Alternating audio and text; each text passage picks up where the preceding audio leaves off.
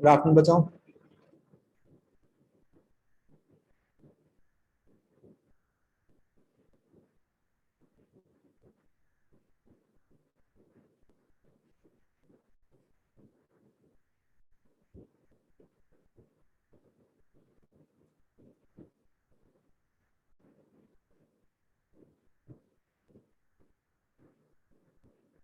हाँ ये बच्चों, हम वेक्टर्स ही कर रहे थे ना बच्चों।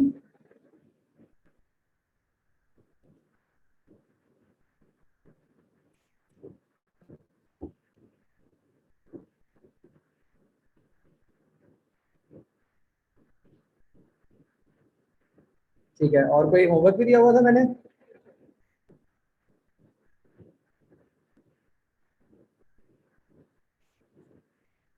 क्या था बच्चों?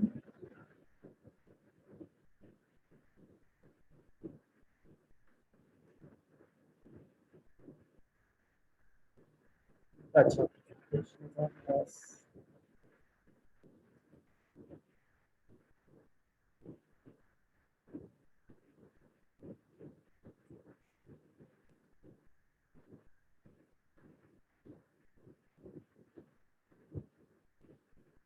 नहीं, we can not compare vectors.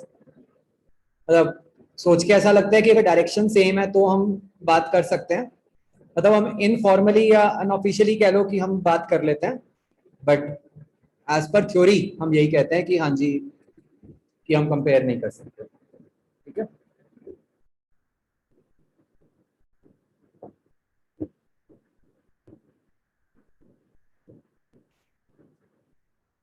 How to prepare for advance test. हाँ बच्चों बताओ, कैसे प्रिपेयर करना चाहिए एडवांस टेस्ट के लिए?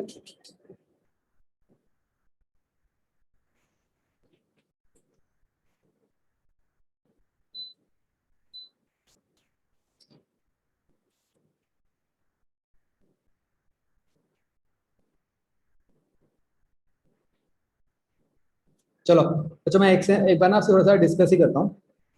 ये आपका फर्स्ट एडवांस टेस्ट है ना?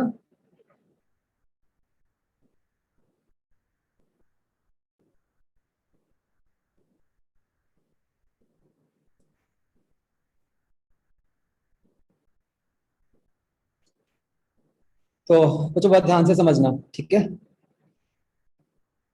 जो बच्चों मेंस का टेस्ट होता है जो आपने दिए, और जो एडवांस का टेस्ट होता है, उसमें ना जमीन आसमान का फर्क होता है। एंड इसीलिए बच्चों हमने ऐसा किया है कि मतलब ना, जैसे अभी जान के सिर्फ फिजिक्स का रखा है, अभी तीनों सब्जेक्ट्स का नहीं रखा कि चलो आप मतलब थोड़ा थोड़ा मतलब एक सब्जेक्ट का तो करना शुरू करो, सीखना शुरू करो। बच्चों जो मतलब सबसे फंडामेंटल डिफरेंस आएगा ना मेंस और एडवांस में। मुझे एक बात बताओ कि जब आप मेंस का टेस्ट आपने दिए, दो टेस्ट दिए, जैसे 25 क्वेश्चन है फिजिक्स के, कितने क्वेश्चंस ऐसे होते हैं जो पढ़ के आपको लगता है कि यार समझ ही नहीं आया क्या पूछा है क्वेश्चन में, या फिर कैसे होगा पता नहीं चल रहा? शायद ही कोई, है ना, कि एकदम पढ़ के जो समझ ही नहीं आया, है ना।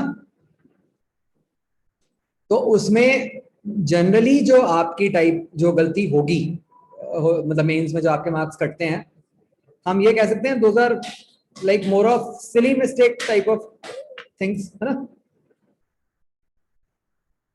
कि कुछ गलत पढ़ लिया, कुछ गलत लिख दिया, है ना।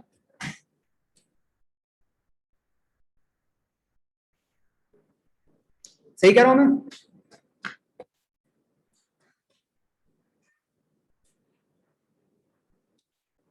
कोई मतलब कंसेप्चुअल मिस्टेक तो नहीं होगी कि समझ नहीं आया या कुछ है?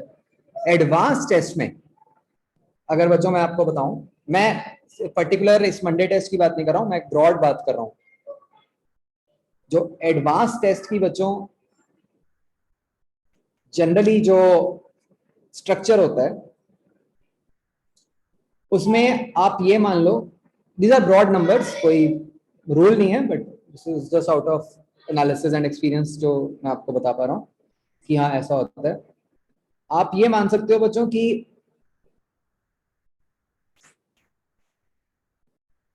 अराउंड 30% क्वेश्चंस ऐसे होंगे जिनको आप इजी कैटेगरी में पुट कर सकते हो, या फिर ऐसे कह लो फेमिलियर क्वेश्चंस, मतलब जिनको देख के आपको एकदम पता चल जाएगा कि क्या करना है, ठीक है। फिर भी वो उतना छोटा नहीं होगा कि जैसे आपके मेंस में आते हैं उससे थोड़ा सा बड़ा होगा। आप इसको इस तरह से पुट कर सकते हो कि आप सोचो कि मेंस के मान लो 3 क्वेश्चंस कंबाइन करके क्वेश्चन बन गया, राइट। कि वो रहा तो इजी, बट थोड़ा सा कैलकुलेशन ज्यादा हो गई, स्टेप्स ज्यादा हो गए, बट आपको किसी भी पॉइंट पे ये नहीं लग रहा कि वो कैसे होगा। क्या ये बात समझ आती है बच्चों?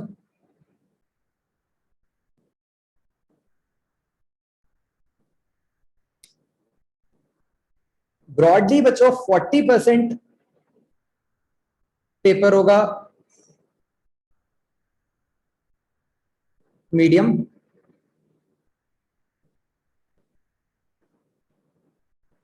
जिसमें भी आपने चीजें पढ़ी हुई हैं। ऐसा कुछ नहीं है कि कुछ भी ऐसा होगा जिसको हम कहते हैं कि बियॉन्ड योर थ्योरी या बियॉन्ड योर नोट्स या कुछ भी ऐसा है, लेकिन एकदम पढ़ते सार हो सकता है कि आपको स्ट्राइक ना करे, थोड़ा सा सोच के वो क्वेश्चन हो जाएगा, ठीक है।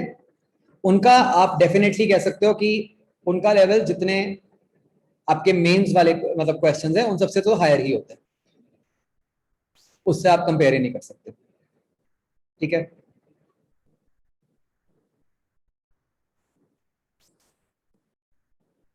20% क्वेश्चंस होंगे हार्ड।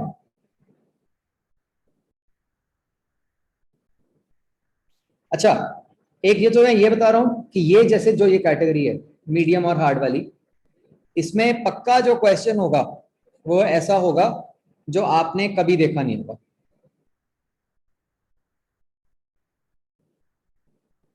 जैसे मेंस में तो बच्चों बहुत बार ऐसा हो जाता है ना कि आप कहोगे कि ये तो एक्सरसाइज 2 का क्वेश्चन था, ये एक्सरसाइज 0 का ही था, ये यहाँ देखा हुआ था, वहां देखा हुआ था। तो वो ऐसा नहीं कि सिर्फ यहाँ के टेस्ट में, वो एक्चुअल टेस्ट में भी ऐसा ही होता है, मतलब कि यू गेट फेमिलियर क्वेश्चंस, ठीक है। लेकिन एडवांस में ये जो 60% क्वेश्चंस हैं ये पक्का ऐसे होंगे जो आपने नहीं देखे होंगे, ठीक है। हाँ, उसके जैसे क्वेश्चंस आपने पक्का किए होंगे, मतलब ऐसा नहीं कि कंसेप्ट नया लग रहा है, बट ऐसा नहीं आप कह पाओगे कि हाँ सर सेम क्वेश्चन हमने किया हुआ था, ठीक है। मतलब समथिंग लाइक जैसे मैंने आपको एग्जांपल दिया था ना कि भैया एरर्स में जैसे मान लो वो क्वेश्चन आ गया वो जो हमने किया था a+b/c टाइप्स, तो आप ये समझ सकते हो ना कि हाँ कंसेप्ट आपको पता है कि भाई वो कैसा होता है, लेकिन ऐसा भी नहीं है कि ऐसे आपने 20 क्वेश्चंस किए होंगे कि आपको रट्टा ही लगा हुआ है कि भाई हाँ जी उसमें क्या करना होता है। इज दिस थिंग क्लियर बच्चों? आइडिया लग गया मतलब किस टाइप के मैं क्वेश्चंस की बात कर रहा हूँ। फिर क्या होता है जनरली एडवांस में, ग्राफ्स बहुत यूज होते हैं, कैलकुलस बहुत यूज होता है, ठीक है। एंड बच्चों मतलब ना जो सबसे इंपॉर्टेंट बात समझनी है, जब हम इसको कहते हैं ना कि नेवर सीन, तो ये अब एक ह्यूमन हमारी साइकोलॉजी होती है कि हम ने जो चीज नहीं देखी हुई हम उससे डरते ही हैं, और जब उसके साथ स्पेशली आप जेई एडवांस का टैग लगा देते हो तो वो और डरावनी हो जाती है, मानते हो? मतलब बाय डिफॉल्ट यही लगता है कि हाँ यार टफ ही है, आईआईटी का है तो टफ है।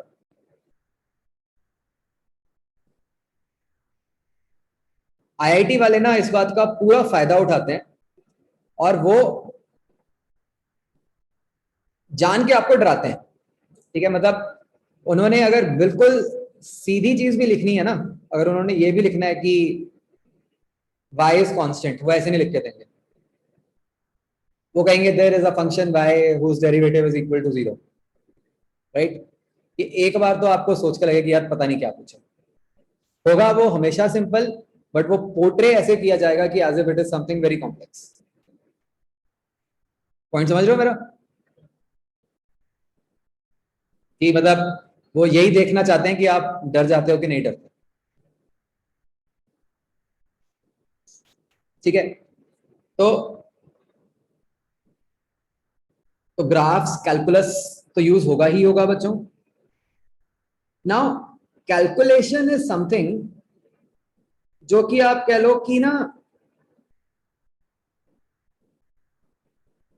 मोस्टली जो इनके क्वेश्चंस आते हैं उनमें ज्यादा कैलकुलेशंस नहीं होती, बट पिछले 1-2 साल से ऐसा हो रहा है कि जो क्वेश्चंस थोड़े इजी भी थे वैसे सोचने में, उसमें उन्होंने कैलकुलेशन टफ डाल दी। तो मतलब we have to be prepared कि हाँ कैलकुलेशन भी ज्यादा आ सकती है। ठीक है, मतलब मैं शायद आज से 2 साल पहले ये बात कर रहा होता तो मैं पक्का ये कहता कि यार कैलकुलेशन की टेंशन मत लो, कि जनरली एडवांस वाले कैलकुलेशन नहीं पूछते, लेकिन अनफॉर्चुनेटली राइट नाउ थोड़ा सा चेंज आ गया। तो मैं स्टिल ये कहूंगा उसमें कोई घबराने वाली बात नहीं है, मतलब calculation is the easiest thing जो कि अगर हमें करनी पड़े तो हम कर सकते हैं, राइट।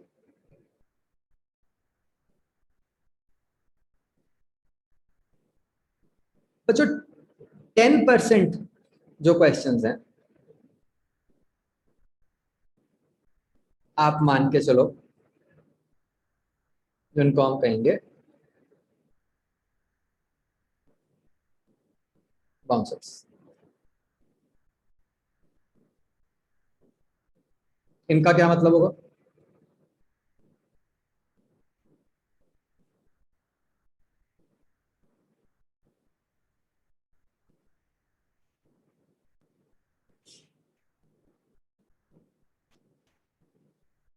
ये क्वेश्चंस बच्चों ऐसे हैं, मतलब कि जो आपने तो क्या ही देखे होंगे, मतलब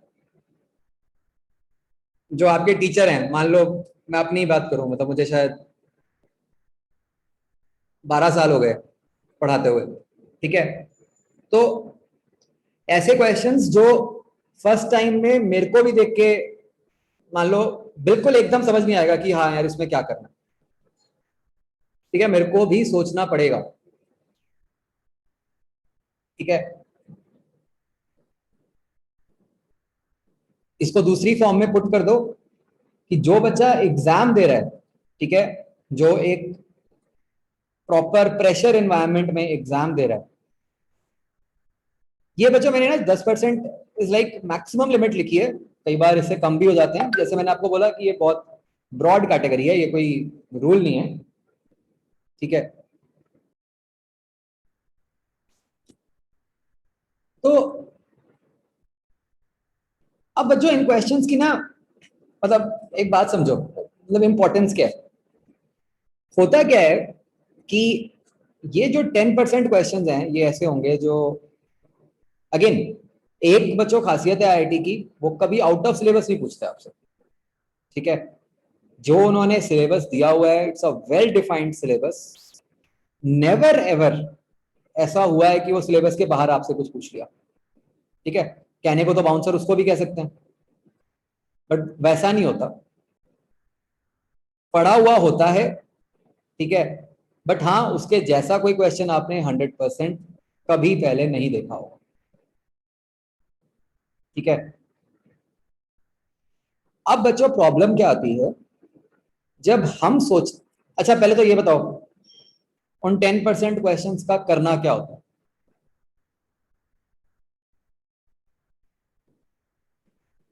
yes,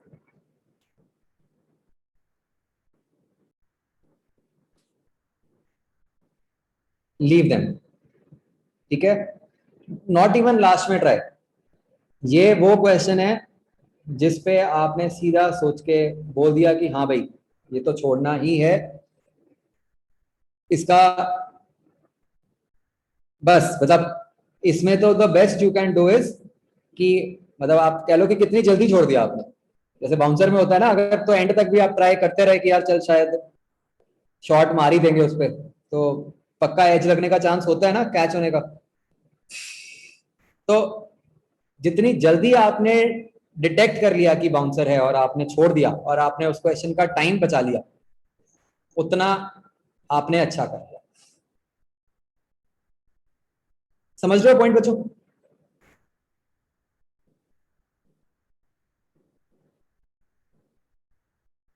Of course it is solvable, but it is not solvable in the exam time and exam pressure. ठीक है ना? उसमें से कई बार ऐसा भी हो जाता है बच्चों, जैसे ना जब कोई बहुत टफ क्वेश्चन बनाया जाता है तो उसमें कोई ना कोई, आप कह लो उनके एंड से भी कोई अजम्पशन गलत ली गई या कुछ गलत लिखा गया। तो बहुत बार ऐसा होता है कि इन क्वेश्चंस में से ना कोई क्वेश्चन एज बोनस हो जाता है।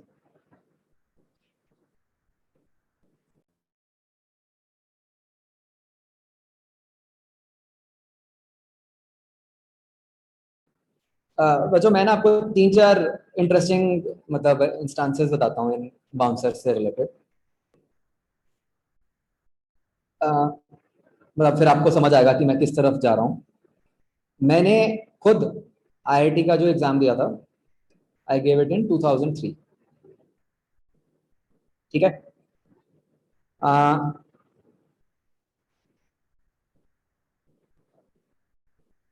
भाई मुझे उससे पहले ही 11th-12th की जब मैं तैयारी कर रहा था, फिजिक्स का बहुत इंटरेस्ट था।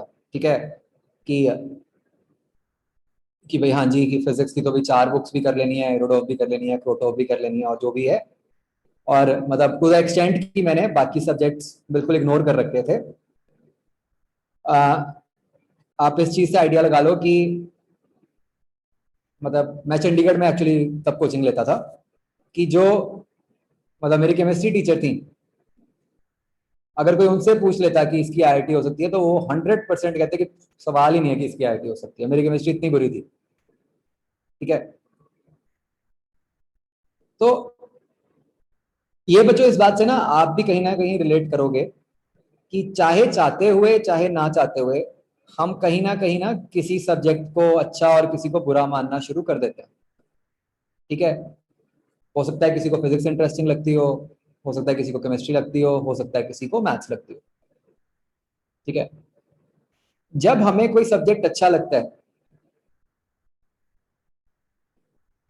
हम कहीं ना कहीं उसके क्वेश्चन ज्यादा करते हैं। ठीक है।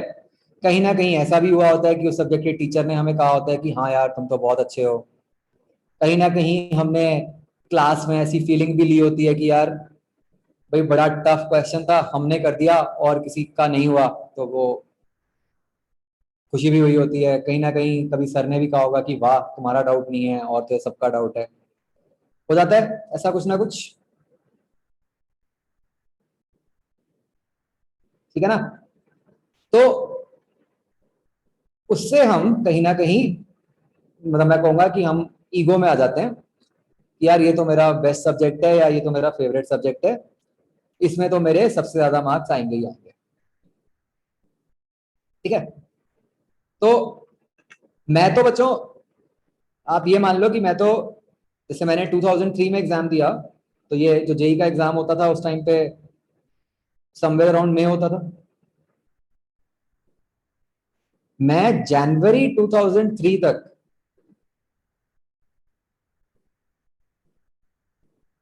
ये मान के चल रहा था कि भाई मेरी तो फिजिक्स जैसी है ऐसी तो किसी की हो ही नहीं सकती। मैथ्स भी बिल्कुल ठीक ठाक है, मतलब काम चला देगी। केमिस्ट्री में फिजिकल आती है, ऑर्गेनिक इनऑर्गेनिक को तो आज तक छेड़ा ही नहीं है, कोई रजिस्टर नहीं बनाया, कुछ नहीं किया, नोट्स ही नहीं बनाए। तो भैया वो तो करना ही नहीं है। तो मैं तो, क्योंकि अब मेरी फिजिक्स इतनी अच्छी है, तो मैं तो इतने के भरोसे ही आराम से टॉप 500 में रैंक निकाल लूंगा। ठीक है जी।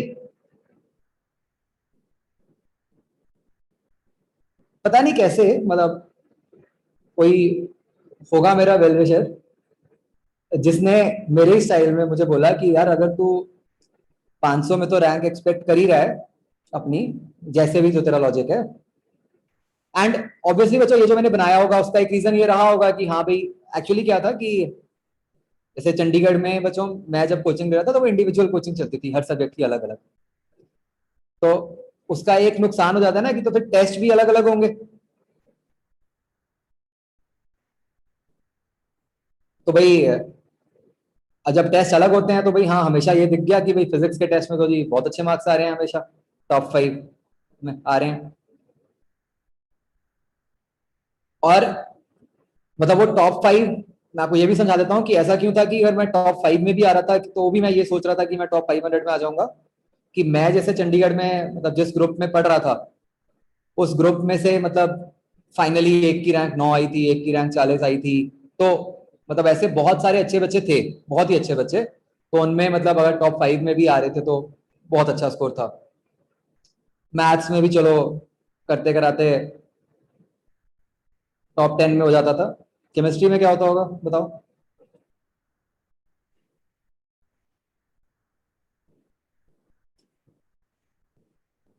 तो केमिस्ट्री में देता ही नहीं था टेस्ट। ये एक फायदा था ना कि इंडिविजुअली है तो बस ठीक है, उसका दिया ही नहीं, बाकी तो दे दिए। और उसी हिसाब से अपनी तैयारी सोच के मैं चल रहा था। तो मैं इस तरह चल रहा था तो somebody guided me in Feb कि यार तेरी चलो मैथ्स फिजिक्स तो तेरी बहुत अच्छी है, चल थोड़ी देर 2 महीने अब पूरा केमिस्ट्री पे जोर लगा दे तो चल तेरी रैंक जो टॉप 500 में आनी होगी उससे टॉप 100 में आ जाएगी। टॉप 100 पे ऐसा होता है वैसा होता है, तो 2 महीने लगा दे पूरे। तो मैंने मतलब Feb March complete, Feb March April जितना भी टाइम था वो मैंने पूरे का पूरा केमिस्ट्री पे डिवोट किया, जिसमें कि मुझे मतलब ऐसा था कि 10-10 घंटे मैं रोज पढ़ रहा था सिर्फ केमिस्ट्री, मैथ्स फिजिक्स को हाथ ही नहीं लगाया।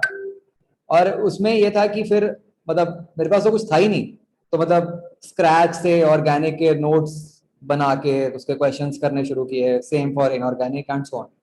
तो मतलब पूरे जम के मतलब तैयार की थी केमिस्ट्री। ठीक है जी। तो अब फाइनल एग्जाम में देखो बच्चों क्या हुआ। जो 2003 का बच्चों पेपर था उस साल पैटर्न चेंज हुआ था। 2003 में जो पेपर का सिस्टम था वो ये था कि एक ही दिन में 3 पेपर होते थे, फिजिक्स केमिस्ट्री मैथ्स, हर पेपर 2 घंटे का। ठीक है। तो भाई जैसे आपका 9 to 11 फिजिक्स का पेपर हो गया, फिर 1 घंटे की ब्रेक है, फिर उसके बाद केमिस्ट्री का हो गया 2 घंटे का पेपर, फिर मैथ्स का पेपर हो गया। ठीक है। ये फर्स्ट ईयर ऐसा था बच्चों जिसमें ना उन्होंने मतलब जो सिस्टम बनाया था वो ऐसा था कि मतलब कुछ ऐसा था कि जैसे ना वो स्पेशल आंसर बुक्स देते थे, जिसमें जैसे एक पेज है, मान लो पेज पे ऊपर क्वेश्चन लिखा हुआ है, नीचे सारी खाली जगह, उसके अंदर आपको अपना अटेम्प्ट करके क्वेश्चन सॉल्व करके वो पूरी की पूरी बुकलेट वापस करनी होती थी। ठीक है बच्चों। तो ये 3 साल ऐसे थे 2003 से लेके 5 तक,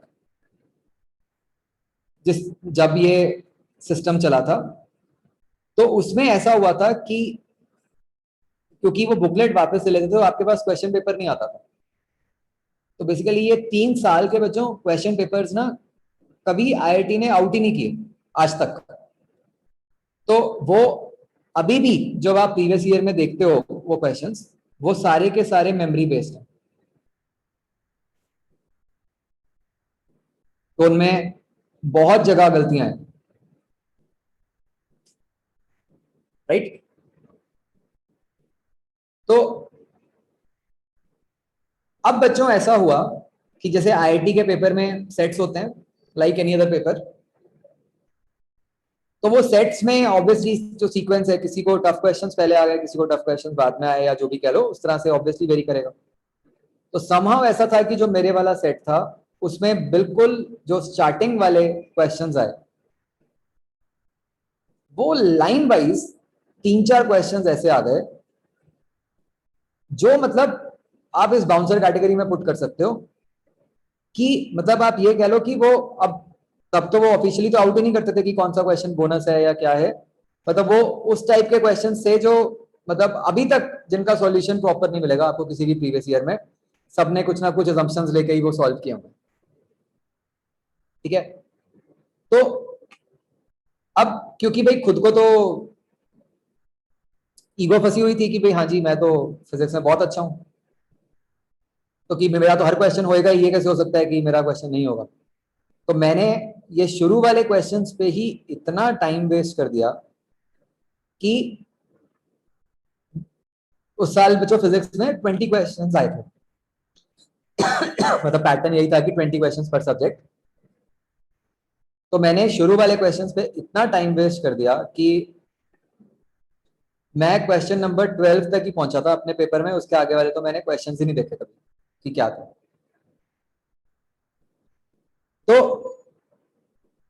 मतलब मेरा फिजिक्स का पेपर इतना बेकार हुआ था कि जब मैं फाइनली मतलब पेपर दे के आया तो ऑब्वियसली आई वाज डिवास्टेटेड। और ये था कि मतलब मैंने घर निकलते ही बोल दिया था अपने पेरेंट्स को कि भाई भूल जाओ आईआईटी, चांस ही नहीं है कि मेरा पेपर इतना बेकार हुआ है।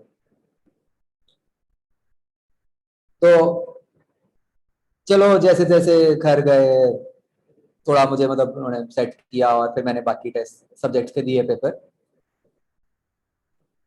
तो केमिस्ट्री मैथ्स मेरे बच्चों ठीक हो गए उस साल। जो पेपर थे ये, जैसे मैं आपको बता रहा हूँ कि जैसे ये ना ऐसे थे कि 20 क्वेश्चन थे पर सब्जेक्ट। उसमें ऐसा था कि 10 क्वेश्चन थे 2 मार्क्स के और 10 क्वेश्चन थे 4 मार्क्स के, सारे सब्जेक्टिव। तो बेसिकली 60 मार्क्स का पेपर हो गया। तो मेरे जो बच्चों फाइनली स्कोर्स आए, चलो गैस करो, आउट ऑफ 60 क्या क्या मार्क्स आए होंगे।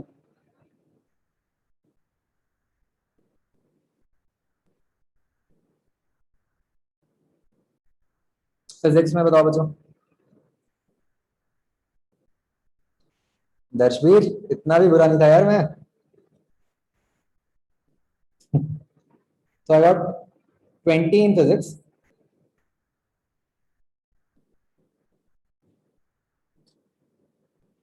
33 in maths and नहीं नहीं नहीं, इतने बच्चों कभी नहीं आते थे जितने आपने लिखे हैं 60 आउट ऑफ 60 या कुछ। वो तो उन सालों में पेपर इतने टफ होते थे कि आप ये देखो जो मेरा स्कोर बन रहा है, 90 बन रहा है आउट ऑफ 180, 50% स्कोर। एंड इससे मेरी रैंक क्या थी, 493 ऑल इंडिया।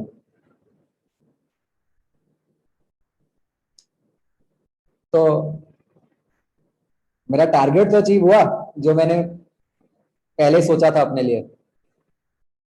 बट आप ये देखो कि किस तरह हुआ कि जिसमें मैंने सोचा था कि हाँ भाई मैं पूरा फोड़ के ही आऊंगा, उसमें तो मेरे लोएस्ट है। और जिसमें मैंने ये सोचा था कि भाई हाँ इसको तो इग्नोर ही करके जाना है, उसमें मेरे हाईएस्ट है मार्क्स। ठीक है।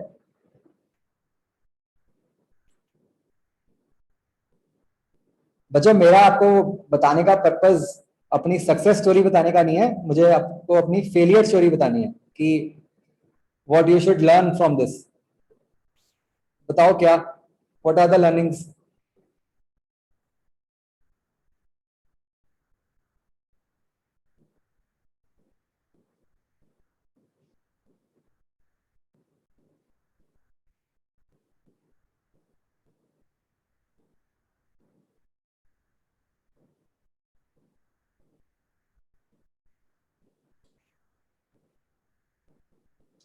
सबसे पहला पॉइंट, पेपर सॉल्व करते हुए कभी ईगो मत रखो। ठीक है, कि भाई हाँ मेरे से क्वेश्चन होगा ही होगा। ठीक है। How do you implement that thing, that ego वाली thing? You implement it by having a simple rule कि जिस क्वेश्चन में आपको 3 मिनट से ज्यादा लग गए, ठीक है, चाहे आप उसके आखिरी स्टेप पे हो चाहे आप कहीं पर भी हो, you have to leave that question और आप उससे आगे बढ़ जाओ। ठीक है। मैंने आपको बच्चों शायद पहले भी बताया था कि अभी ऐसा है ना कि आपके उस टेस्ट में टाइमर चलता है इंडिविजुअल क्वेश्चन का भी, तो that is just for your learning, ठीक है। असली में तो ऑब्वियसली ऐसा कोई टाइमर नहीं होता, वो इसीलिए है कि बच्चों आपको अभी आइडिया लगना शुरू हो जाए, आपके माइंड में रहे कि आप एक क्वेश्चन पे कितना टाइम लगा चुके हो। मैं बच्चों अगर अब देखूं ना वो पेपर, मतलब जैसे मैंने बाद में देखा, तो वो जो आगे वाले क्वेश्चंस थे 13 से 20, उनमें से एक भी क्वेश्चन ऐसा नहीं था जो कि मुश्किल था। मतलब यही 13 से 20 वाले जो क्वेश्चन थे, अगर ये एंड की जगह पहले होते तो पक्का ऐसा होता कि मेरे को हो जाता, ठीक है ना। तो ये मेरे से एक बहुत बड़ा ब्लंडर हुआ कि जो क्वेश्चंस मतलब मैंने शुरू में थे, मैं उनको एज इट इज अटेम्प्ट करता आया। मैंने मतलब ये सोचा ही नहीं कि हाँ भाई मैं उनको छोड़ के मैं आगे भी बढ़ सकता हूँ, कि पहले आगे वाले क्वेश्चंस कर लेता हूँ। बच्चों आई एम वेरी श्योर आप में से भी किसी ने मेंस में ऐसा नहीं किया होगा, आपने भी क्वेश्चन 1 से शुरू किया होगा और एंड तक गए होगे, है ना। एंड फ्रैंकली जरूरत भी नहीं पड़ी होगी, क्योंकि कोई ऐसा क्वेश्चन ही नहीं था जिसमें इतना कुछ चक्कर पड़े। बट मैं आपको बता रहा हूं कि एडवांस में पक्का चक्कर पड़ेगा, राइट। मैं आपको आप लोगों ने मेरे से कई बार पूछने की कोशिश की है कि भाई कैसा लेवल होगा, क्या होगा। मैं आपको नहीं, that is not a good approach कि आप कोई रैंडम नंबर से स्टार्ट करो, not at all. I would say, मतलब ऑब्वियसली आप सबसे पहले तो क्वेश्चन नंबर 1 ही देखोगे, बट जरूरी ये है बच्चों, मतलब जो सिंपल सी, अगर सरल भाषा में जो इस पूरे बात की लर्निंग है, वो ये है कि एडवांस में you have to select and solve. आपने कभी, देयर इज नो रूल कि जो सीक्वेंस में दिया गया है आप उसमें ही पेपर करो। The rule is select easy question and solve it. जो बाउंसर आया उसको छोड़ना है, ठीक है।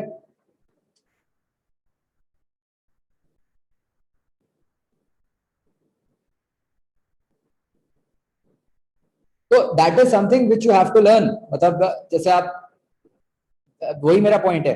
देखो बच्चों, क्या होता है कि जब आप कोई पेपर देना शुरू करते हो, मान लो आपके साथ ऐसा हो जाए कि आपने 3 क्वेश्चंस पहले ट्राई किए और उन तीनों में से एक भी नहीं हुआ आपसे, ऑब्वियसली आपका माइंडसेट बहुत खराब हो जाएगा, आगे के लिए यू विल लूज कॉन्फिडेंस, है ना। उसको कंट्रोल करने का क्या तरीका है?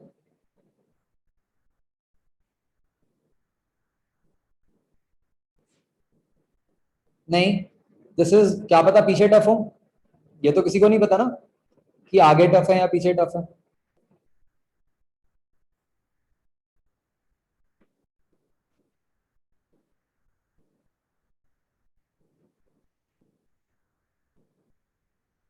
It is very very important to have a good start. उसका तरीका ये है कि बच्चों, ये सबसे पहले तो आपको पता होना चाहिए, जैसे मैंने आपको समझाया कि हाँ भाई टेस्ट में इजी क्वेश्चंस हैं तो टेस्ट में टफ भी हैं, राइट। हो सकता है, मतलब जब आपको ये बात आप अपने आप को समझाओगे ना कि हाँ भाई हो सकता है मेरे को पहले टफ वाले आए हों, तो एटलीस्ट आपको माइंड में एक कॉन्फिडेंस तो रहेगा। तो करना क्या है, अगर टफ है तो उसको नहीं छेड़ना। बच्चों एडवांस्ड के जो सब्जेक्ट के जो पहले 15 मिनट है ना, वो बहुत इंपॉर्टेंट होते हैं, क्योंकि वही आपके अगले 1 घंटे का या अगला 45 मिनट जो है उनका सॉर्ट ऑफ कह लो आप मोमेंटम सेटअप करते हैं। तो इट इज वेरी इंपॉर्टेंट कि जब आप एक सब्जेक्ट को शुरू करो तो आप ऐसे क्वेश्चन से करो जो क्वेश्चन आपको देखते सार पता है कि ये तो हो जाएगा। इन अदर वर्ड्स, जो मैंने ऊपर लिखा है उसके हिसाब से ये इजी वाली कैटेगरी में, ठीक है। तो उसका क्या तरीका है, मान लो आपने क्वेश्चन पढ़ा, क्वेश्चन पढ़ के अगर तो आपको लग गया कि हाँ यार सब कुछ देखा दिखाया है, सर ने बताया था इंपॉर्टेंट है, वैसा ही क्वेश्चन आ गया, तो आप उसको करोगे।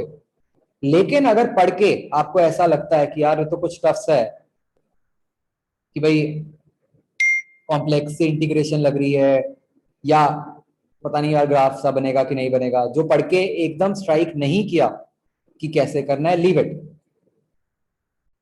आपने पहले क्वेश्चंस ऐसे करने हैं जो कि आपको पक्का हो जाएंगे, सो दैट हमारा एक बेसिक कॉन्फिडेंस सेटअप हो जाए, और हम फिर उससे आगे जब इन बिटवीन आए तो तब उनको हम अटेम्प्ट करें। स्टार्ट कभी ऐसे क्वेश्चन से नहीं करनी जिसमें कि एक बहुत बड़ा रिस्क है कि आप कॉन्फिडेंस लूज कर दो।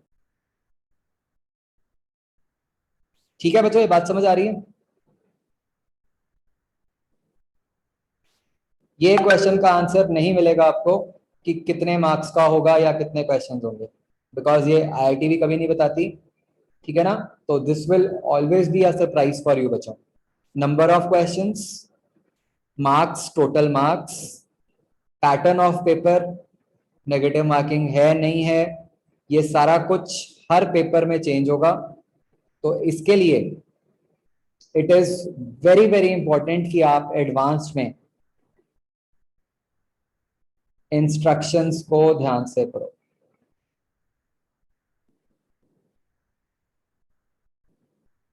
ठीक है? And again, like some of you asked what will be good marks, आपको कैसे पता कि what will be good marks?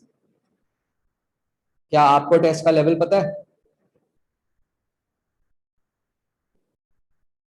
तो आप देखो, वो तो लेवल ऑफ टेस्ट पे डिपेंड करता है ना, मैंने इसीलिए लिखा था। आप सोचो कि 50% पे भी कई बार आपकी बहुत अच्छी रैंक हो सकती है। कई बार जेई में ही बच्चों इतनी वेरिएशन हुई हुई है कि अगर मैं ये टॉप 500 रैंक की बात करूं, तो टॉप 500 रैंक 50% पे भी आई हुई है। And there have been years, in fact मैं आपको बच्चों आपको डाटा दिखाऊं, जेई का क्या स्कोर रहा है, मतलब क्या ट्रेंड रहा है परसेंटेज स्कोर्स का विद रैंक। मेरे पास सारा कंपाइल्ड पड़ा है, जस्ट अ मिनट।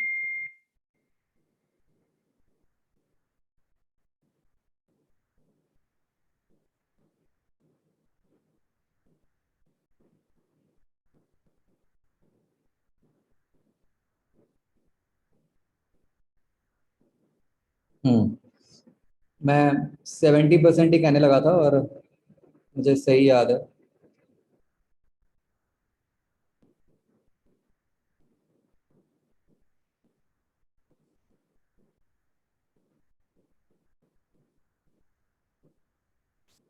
ये देखो बच्चों, ये पिछले कई सालों का डाटा है, मतलब ये परसेंटेज स्कोर्स लिखे हुए हैं करस्पॉन्डिंग टू द रैंक।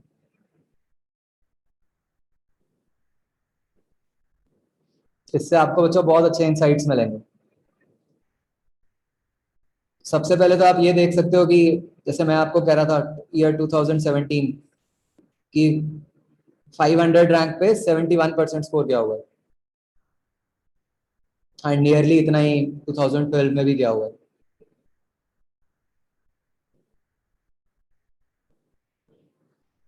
देखो बच्चों, कुछ बातें जो मैं आपको बताता हूँ, how you should read this data. Rank one को तो देखो ही ना, रैंक वन का स्कोर ना हमेशा एक्सेप्शनल होता है।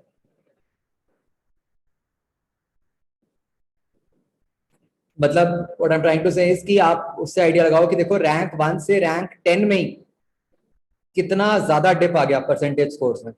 8 से 9% स्कोर गिर जाता है सिर्फ 10 रैंक्स पे।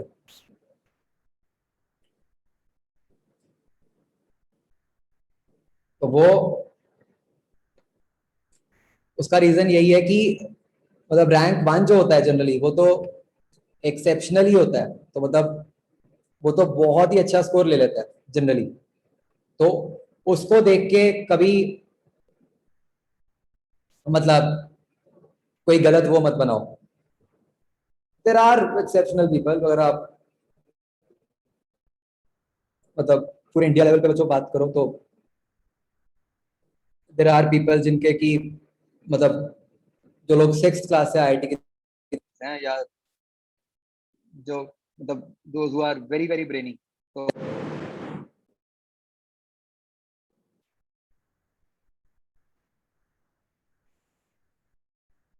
तो मतलब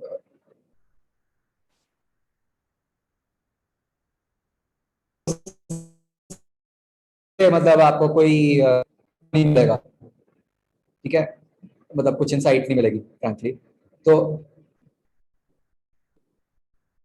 आप ये देखो जरूर कि आप देखो रैंक 1 से rank 10 nearly 7 to 8% percentage score का फर्क पड़ जाता है।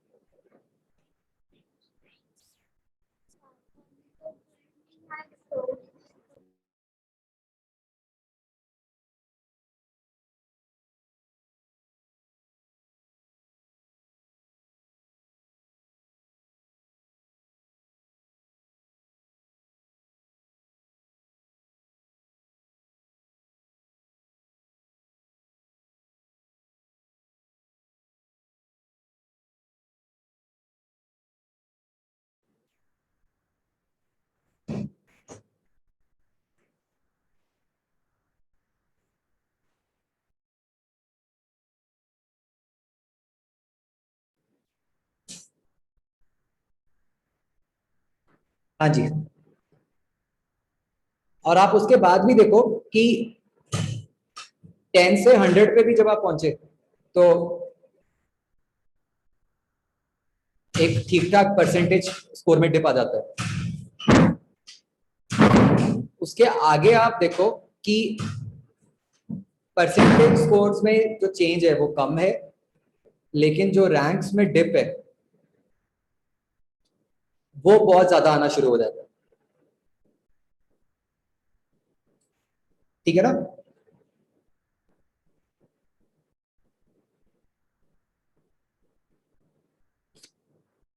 तो मतलब होता क्या है, जो in other words what it means is कि जनरली जो मैक्सिमम लोगों का स्कोर आता है, ठीक है ना, तो वहां पे ऐसा होता है कि हर मार्क की बहुत ज्यादा इंपॉर्टेंस होती है। मतलब आपके एक मार्क से भी आपके जो रैंक्स हैं उसमें बहुत बड़ा चेंज आएगा। Each and every mark is very important.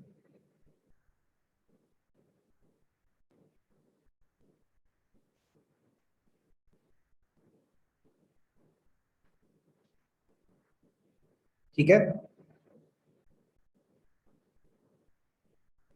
तो what I was trying to explain to you was कि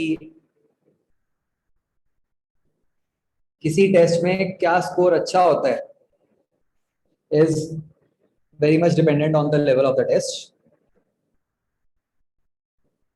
अभी के लिए जो आपको अपने लिए बेंचमार्क रखना चाहिए, ठीक है, वो मैं आपको बताऊंगा टेस्ट के बाद। अभी मैं आपके माइंड में कुछ भी फीड नहीं करना चाहता टेस्ट से रिलेटेड।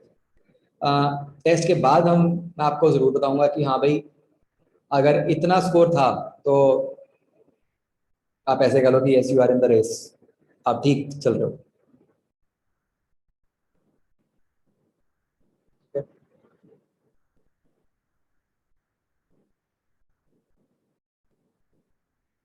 मैं बच्चों आपको ये जो बाउंसर्स हैं उनसे रिलेटेड एक दो और बात बताना चाहता हूँ कि ये किस तरह से नुकसान कर देते हैं। आपको ख्याल होगा अभी 2-3 साल पहले एक स्टूडेंट था रजत, उसकी ऑल इंडिया रैंक 9 आई थी आईआईटी में। तो जो इसको फिजिक्स में इतना इंटरेस्ट था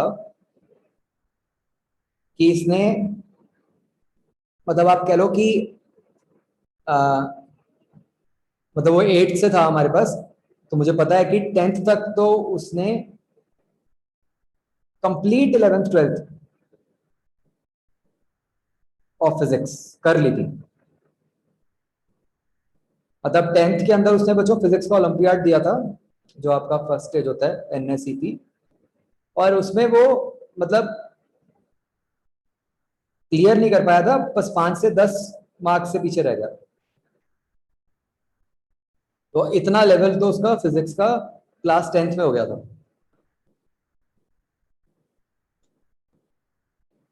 क्लास 11th के अंदर जाते जाते, मतलब जब क्लास 11th में था वो, तब तक तो उसकी फिजिक्स इतनी अच्छी हो गई थी कि उसने एनएसईपी क्लियर कर लिया था, और उसके बाद जो ओलंपियाड का अगला लेवल होता है इन्फो, उसको भी क्लियर कर लिया था। मतलब कि he was in top 30 all over India in class 11th।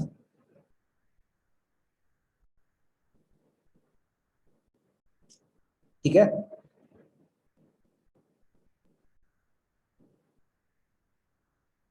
तो उसके फर्दर वो नहीं तब कर पाया था, क्योंकि क्या होता है कि जो जो इसकी नेक्स्ट स्टेज होती है, जिसको कैंप स्टेज कहते हैं, उसमें lot of practical physics is required, मतलब विच गोज, मतलब जिसका जेई के सिलेबस के साथ कोई लिंक नहीं होता।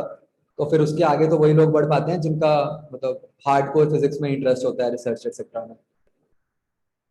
तो बिल्कुल यही सेम बच्चों उसके साथ 12th में भी रिपीट हुआ था, कि उसकी ये दोनों स्टेजेस क्लियर हो गई थी ओलंपियाड की। तो what I am trying to get to is कि भाई उसका फिजिक्स में बहुत अच्छा लेवल हो गया था। तो इसके साल आईआईटी में कोई क्वेश्चन आया, वो रोटेशनल मोशन का था, कॉम्प्रिहेंशन। ठीक है, आप इस कैटेगरी का कह सकते हो उसको, मतलब बाद में देखने में मैं आपको बता सकता हूँ कि हाँ जी वो बाउंसर कैटेगरी का था। एंड आप यही कह लो कि वही बात जिसको हम ईगो कह लें, उस चक्कर में इसने पता नहीं उस क्वेश्चन पे कितना टाइम लगाया। ठीक है, और इसने वो जो भी टाइम लगा के इसने, मतलब जो भी क्वेश्चन था उसका आंसर मान लो कुछ डी निकाल दिया, बहुत टाइम लगा के। तो बाद में जब डिस्कस कर रहे थे, तो उसने मुझे दिखाया, तो मैंने जैसे सॉल्व किया और देखा, तो मैंने कहा कि नहीं रचित, ये तो क्वेश्चन बोनस हो। तो जी उसने कहा नहीं सर, ये तो बिल्कुल ऐसे हो जाएगा, कि जो भी ऐसे किया वैसे किया इससे हो रहा है। तो जैसे क्या होता है जब पेपर होता है तो बहुत सारे इंस्टीट्यूट्स के सॉल्यूशंस या आंसर कीज भी आ जाती हैं, तो उन सब ने भी डी दिया हुआ था। तो मैंने बेट लगाई थी रजत के साथ, तो मतलब रजत ने मुझे कहा नहीं सर देखो उनका भी सबका यही आ रहा है तो यही आएगा। मैंने उसके बाद बेट लगाई थी कि नहीं भाई देखना, तो कि ये क्वेश्चन बोनस होगा पक्का।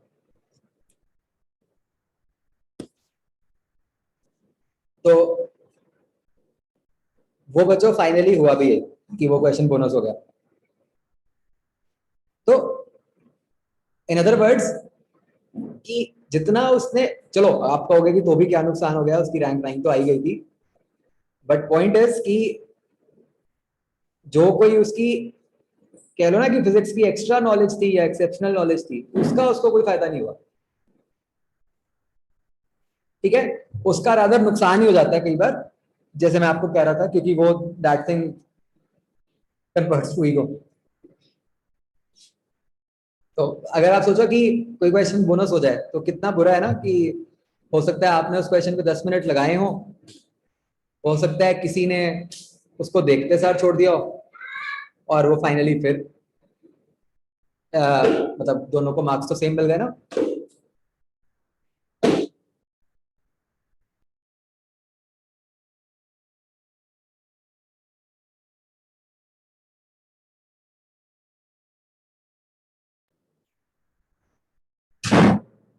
तो बच्चों ये बात सीखनी बहुत जरूरी होती है कि ऑफ कोर्स ऑब्वियसली आपको उस टाइम पे ये नहीं पता चलेगा कि वो बोनस होगा क्वेश्चन, बट आपके लिए तो मैंने इसीलिए सिंपल रूल रखा है ना कि जहां पे 3 मिनट से ज्यादा लगे छोड़ दो बस। अब वो बोनस होता है, सही होता है, गलत होता है, आपने सोचना ही नहीं। अगर आपने 3 मिनट से ज्यादा लगा दिए तो डेफिनेटली मतलब आपका कहीं ना कहीं आपका किसी फॉर्म में नुकसान। ठीक है, तो मतलब दो, मतलब बच्चों जो सबसे मेन लर्निंग्स जो है ना सीखने वाली, मतलब अपार्ट फ्रॉम द फैक्ट कि हमने तो तीनों सब्जेक्ट्स की इक्वल तैयारी करनी है, ठीक है। उसमें जब जो चेंज लाना होगा मैं आपको आगे गोइंग फॉरवर्ड बताऊंगा। अभी तो आपने तीनों सब्जेक्ट्स को इक्वल इंपॉर्टेंस देके प्रिपेयर करना है। दो मेन लर्निंग्स हैं बच्चों। सबसे पहली बात तो ये, जेई का जो है पेपर होगा, एडवांस का जो पेपर होता है, it is all about selecting the good and easy questions and doing them, ठीक है। It is not at all about solving the entire paper, ठीक है। तो मतलब आपको उसके लिए क्वेश्चंस को सिलेक्ट करना सीखना है, जो कि अभी शायद बिल्कुल नहीं आता होगा, बट विद टाइम जैसे जैसे आप टेस्ट दोगे आपको आइडिया लगना शुरू हो जाएगा। वो हमें सीखना है, ठीक है। तो मतलब संडे को भी जब आप टेस्ट दोगे तो ये सोच के देना कि हाँ भाई उसमें से कुछ क्वेश्चंस पक्का बाउंसर होंगे ही होंगे, उन पे टाइम वेस्ट नहीं करना। उस टाइम पे आपका एम सिर्फ एक है, और वो है कि आपने अपना स्कोर मैक्सिमाइज करना है, और कोई एम नहीं है, ठीक है। और दूसरी बात बच्चों, इंस्ट्रक्शंस को बहुत ध्यान से पढ़ना। You should be very clear कि कहाँ नेगेटिव मार्किंग है कहाँ नहीं है, उसके हिसाब से आप अपना पेपर अटेम्प्ट करो, ठीक है। जो अब बात आती है कि जो सब्जेक्ट की स्पेसिफिक तैयारी करनी है वो कैसे करनी है, वो हर जो क्लास एग्जाम्पल लिया गया है बच्चों उसको देखो ध्यान से। जहां जहां मैंने बोला है कि ये इंपॉर्टेंट है उसको माइंड में रखो, ठीक है। और एक्सरसाइज 3 को अच्छे से करो। बिल्कुल नहीं, आईआईटी में कभी तुक्का नहीं मारना, ठीक है। आईआईटी में आपने तुक्का तब मारना है बच्चों, आप ये सोच लो कि जब आपकी दो ऑप्शंस एलिमिनेट हो गए due to whatsoever reason, ठीक है, चाहे यूनिट्स के कारण हो गई चाहे जैसे भी हो गई। अगर दो ऑप्शंस एलिमिनेट हो गए फिर तुक्का मारा ना, कोई दिक्कत नहीं, अदरवाइज नहीं, ठीक है। तो इंस्ट्रक्शंस में बच्चों बहुत ध्यान से आपने पढ़ना है कि कहाँ नेगेटिव मार्किंग है कहाँ नहीं है। अगर न्यूमेरिकल क्वेश्चंस हैं तो आंसर को डेसिमल प्लेस तक देना है कि नहीं देना है, ठीक है ना। तो उसको बहुत कितने डेसिमल प्लेसेस तक राउंड ऑफ करके देना है आंसर, उन सब चीजों का आपने बहुत ध्यान रखना, ठीक है जी।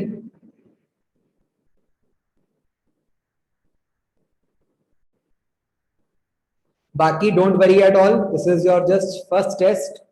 ऐसे आपने बच्चों कम से कम भी, अगर हम मैं 2 साल के होराइजन की बात करूँ ना, आपने कम से कम 100 एडवांस टेस्ट देने हैं। तो ये तो हम जस्ट स्टार्ट कर रहे हैं, there will be many many things जो कि हम इससे सीखेंगे और हमने उसको आगे इम्प्लीमेंट करना है। तो अननेसेसरली कोई टेंशन मत लो इस टेस्ट, ठीक है।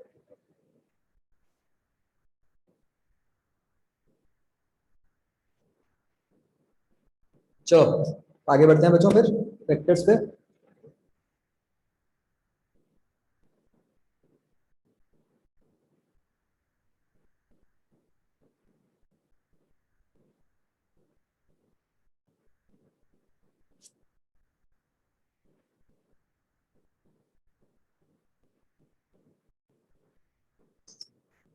हाँ जी, तो सबने थ्योरी पढ़ी है, अच्छे से रिवाइज की है।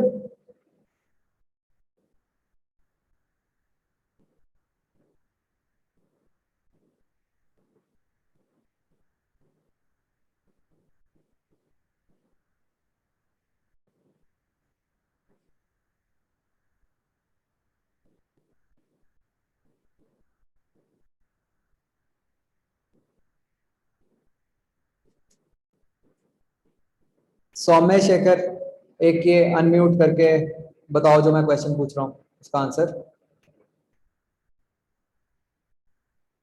या चैट में लिखो जैसे भी। हाँ, आपके मॉड्यूल की थ्योरी में एक पॉइंट लिखा हुआ है, two free vectors are always coplanar. फटाफट विद इन 1 मिनट मुझे उसका आंसर दो सौम्य। बाकी लोग भी चैट में आंसर भेजो।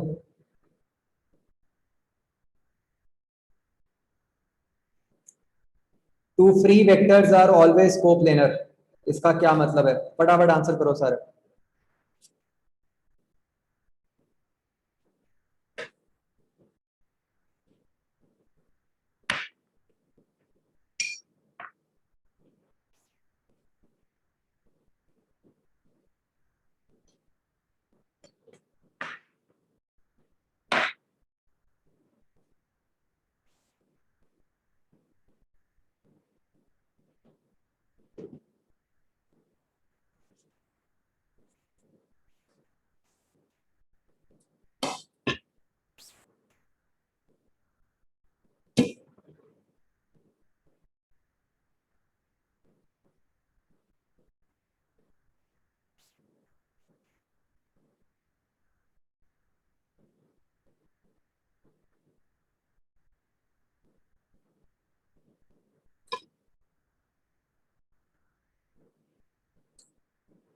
सौम्य सच सच बता दो, थ्योरी पढ़ी है कि नहीं पढ़ी मॉड्यूल की?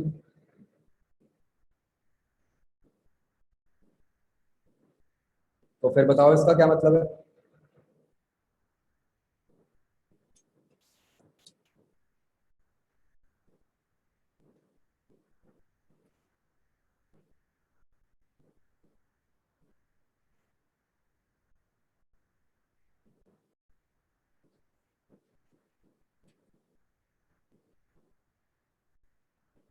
फिर ये क्या थ्योरी पढ़ी है तुमने?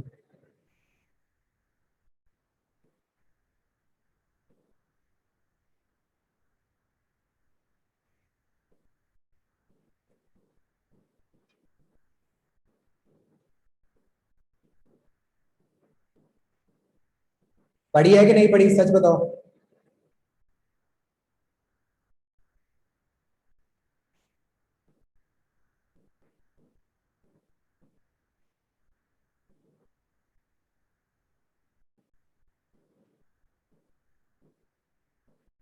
कैसे पढ़ी है, जैसे नॉवल पढ़ते हैं वैसे?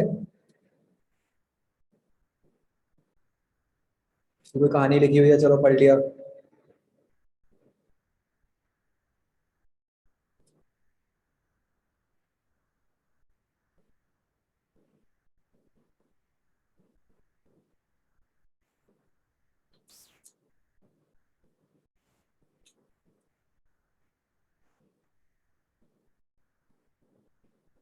भाई अगर ये हाल ऐसे है ना तो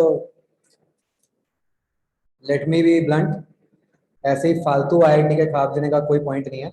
चाहे आप ये टेस्ट भी ना दो संडे वाला, क्योंकि कुछ नहीं निकलेगा फिर, कोई फायदा नहीं होगा।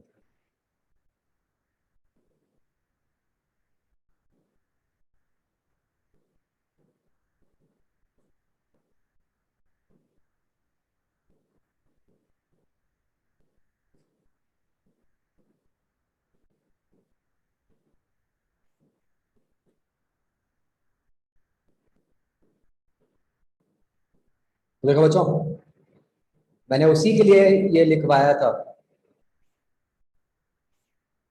कि फ्री वेक्टर्स कौन से हैं जिनको आप डिस्प्लेस कर सकते हो, उससे कोई इफेक्ट नहीं होगा। ठीक है ना? तो अब जैसे अब ये वाला फिगर है, ये जो वर्टिकल वाली ब्लू लाइन है, अगर मैं इसको डिस्प्लेस करके यहाँ बना दूं इस प्लेन में, तो वेक्टर तो सेम रहा, कोई इफेक्ट आया?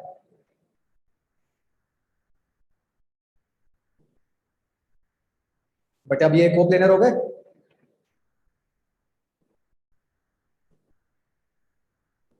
ना? समझ आया सबको?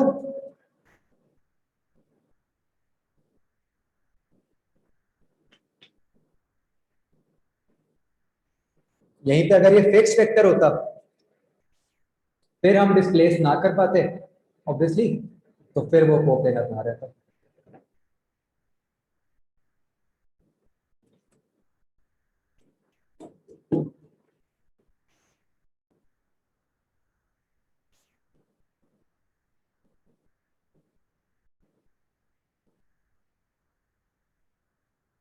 चलो आगे बढ़ते हैं। बच्चों, so we were writing the properties of vectors.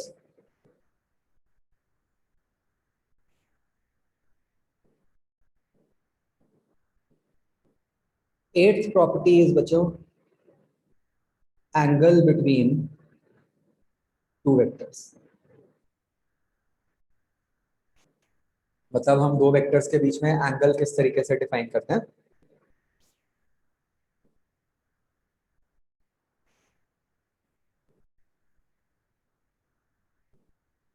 तो बच्चों दो वेक्टर्स के लिए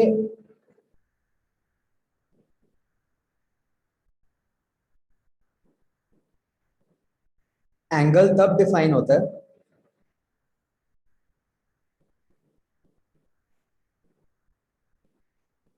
जब उनकी टेल्स ज्वाइंट हो। ठीक है, जैसे मैंने दिखा दिया ये, मान लो एक ए वेक्टर है,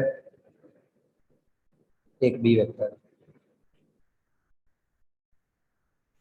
तो जब बच्चों टेल्स ज्वाइंट हैं तो ये वाला एंगल, मतलब आप सोच लो कि कहने को तो एक दूसरा एंगल भी बन रहा है जो 360 माइनस थीटा वाला एंगल है।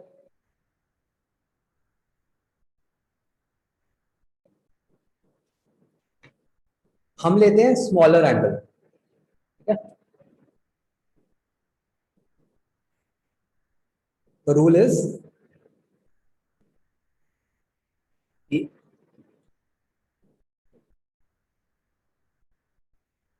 Smaller angle between the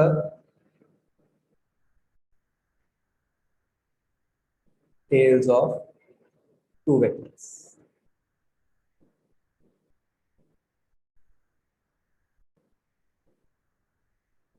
When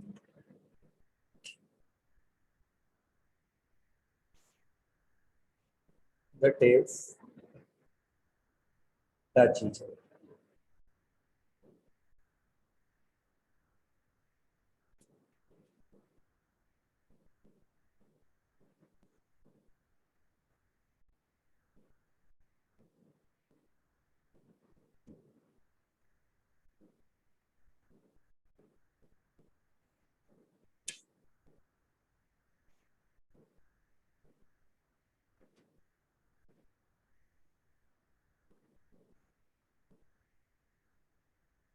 तो अगर बच्चों ऐसा है कि बाई चांस टेल्स नहीं टच कर रही, फिर क्या होगा?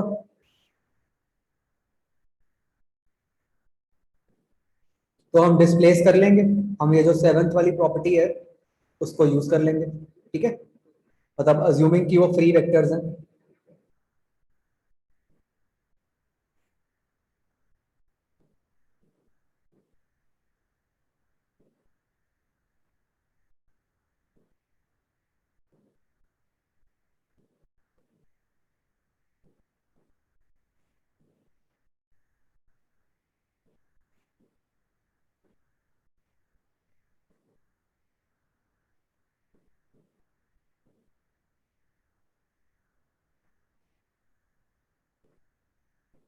बच्चों दूसरी इंपॉर्टेंट बात,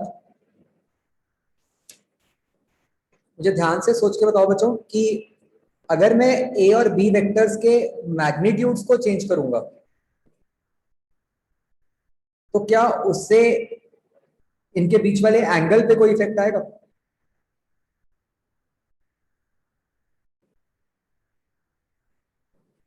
नहीं आएगा। हाँ, तो मतलब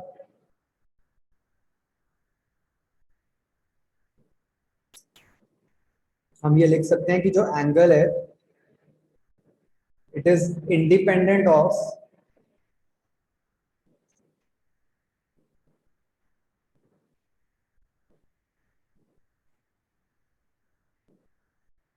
the magnitudes of the vectors.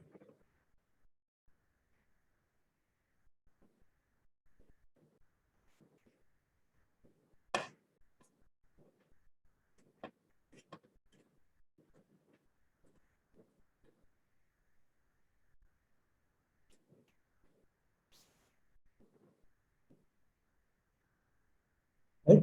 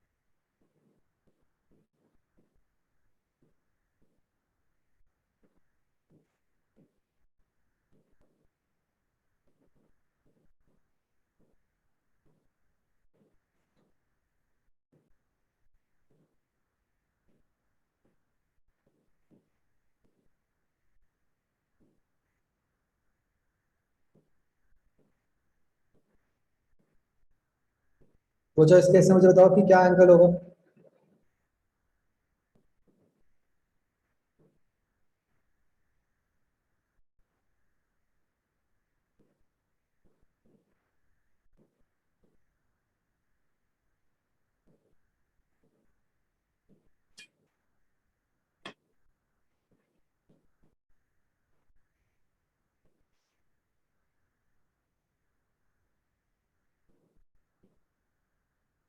Yes, इस केस में angle 150।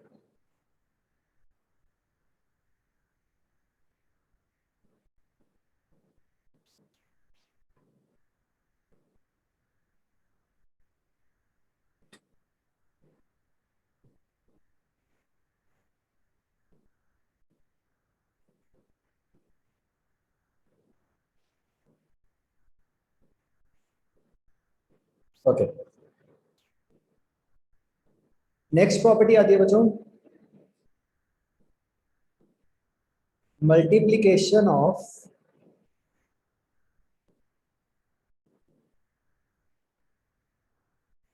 a vector with a scalar।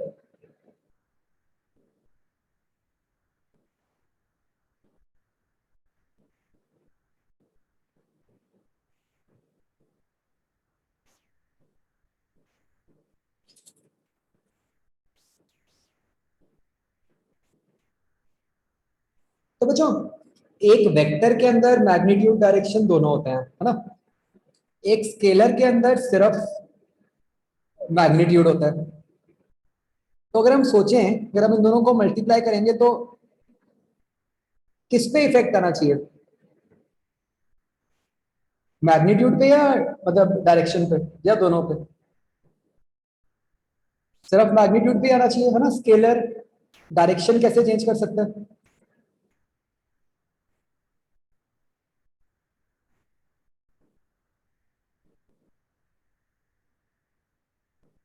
तो होता क्या है बच्चों कि, तो अगर मैं एग्जांपल लूं कि जैसे अगर आपका ए वेक्टर इस तरीके से है, ठीक है, मतलब a vector of magnitude 2 pointing towards right, तो अगर मैं उसको स्केलर से मल्टीप्लाई कर देता हूं 2a, तो वो क्या बन जाएगा?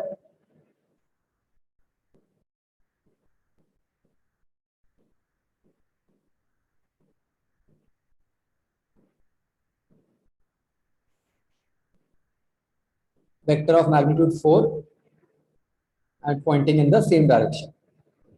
इन अदर वर्ड्स, हम ये कह सकते हैं बच्चों कि जो स्केलर है वो सीधा सीधा वेक्टर के मैग्नीट्यूड के साथ मल्टीप्लाई हो जाता है।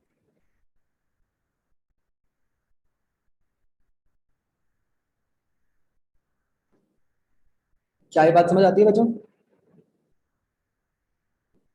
अब यहां पे बच्चों एक पंगा पड़ता है, अगर हमारा स्केलर नेगेटिव हो।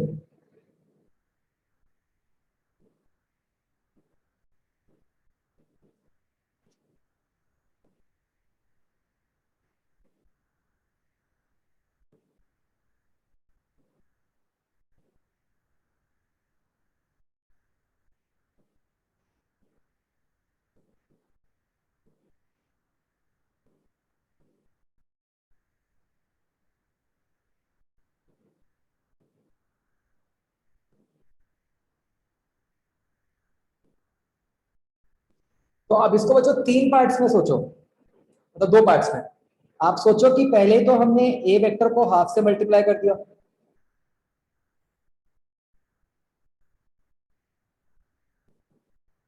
जो हमें पता है कि क्या करना है, और फिर उसको -1 से मल्टीप्लाई कर दिया, वो भी हमें पता है कि उसका क्या करना है ना। हाफ से तो क्या हो जाएगा, वो उसी डायरेक्शन में 1 रह गया, और माइनस से क्या हो जाएगा, ऑपोजिट डायरेक्शन हो जाएगी।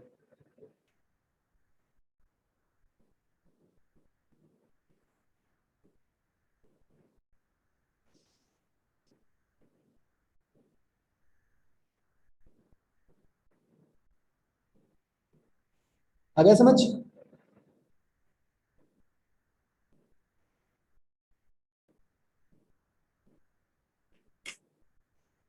तो अगर स्केलर नेगेटिव हो तो वहां पे ऐसा हो रहा है कि वो डायरेक्शन को ऑपोजिट कर रहा है, ठीक है। और कोई चेंज नहीं कर सकता डायरेक्शन में scalar,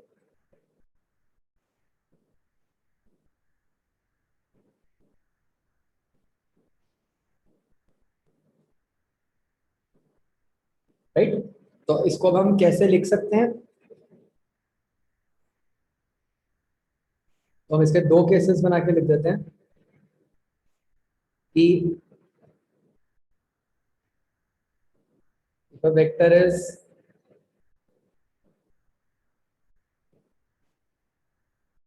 multiplied by a positive scalar, तो क्या होगा बच्चों,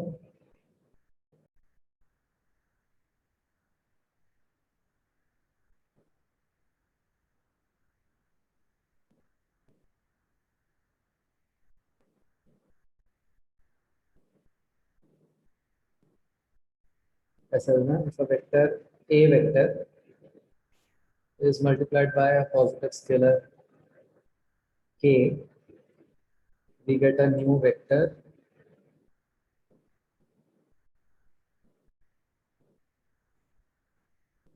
इसका मैग्नीट्यूड क्या हो गया बच्चों, k and direction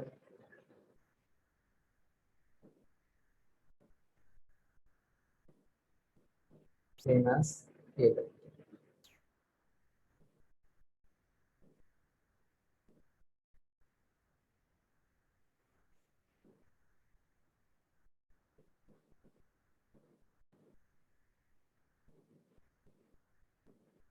अब बच्चों इसी बात को बताओ मैं नेगेटिव के लिए कैसे लिखूं,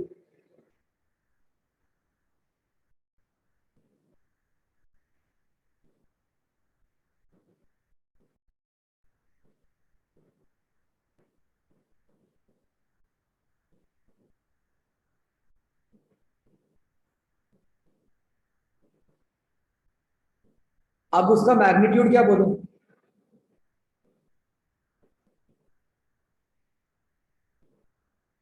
के के तो फिर अगर के बोलूंगा तो उससे तो फिर मैग्नीट्यूड नेगेटिव हो गया, क्योंकि के तो नेगेटिव है।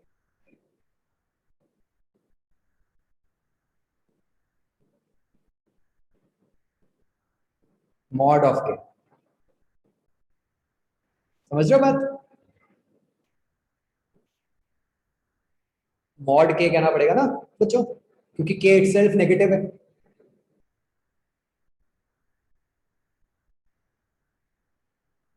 और डायरेक्शन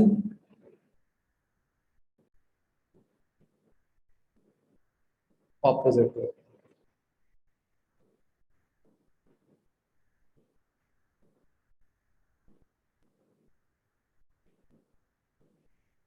राइट।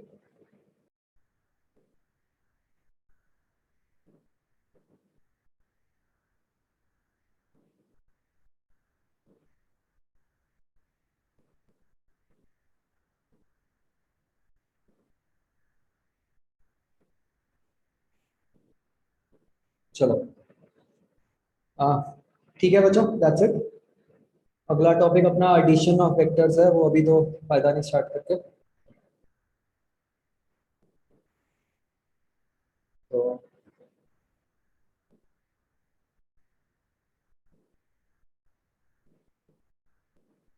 टेस्ट बच्चों आपका संडे को होगा ही, ठीक है ना?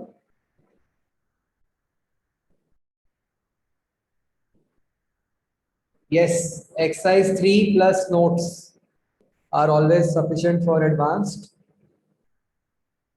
ठीक है, उसके बियॉन्ड कुछ जरूरत नहीं है।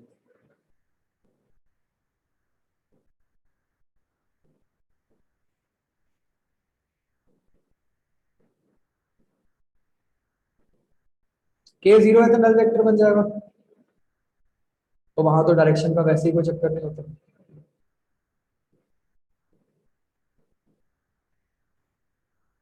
तो ये बच्चों आपने एक्सरसाइज 01 का ए पार्ट कर लेना, ठीक है?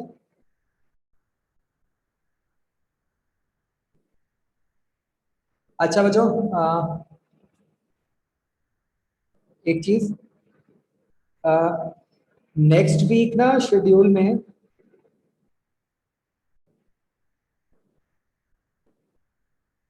आपकी एक क्लास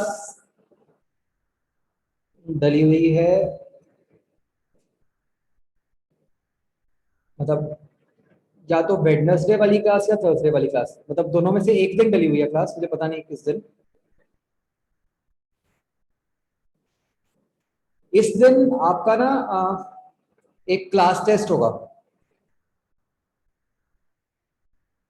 फिजिक्स का, मतलब वैसे it was meant to be surprise, but चलो मैंने आपको बता दिया पहले। ये एग्जैक्टली उसी टाइम में ही होगा, ठीक है, ना उससे पहले ना उसके बाद। और इसका सिलेबस होगा मोशन प्लस यूनिट्स, ठीक है, एंड मतलब नॉर्मल लेवल टेस्ट होगा।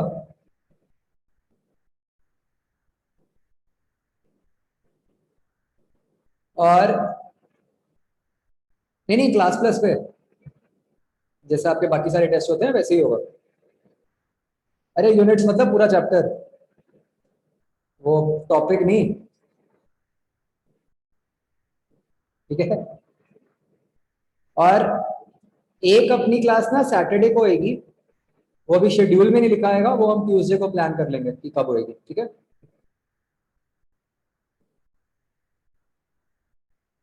मतलब मैं इसलिए बता रहा हूँ कि सैटरडे से ही छुट्टियां माननी मत शुरू कर देना अपनी, सैटरडे को क्लास होएगी आपकी, ठीक है।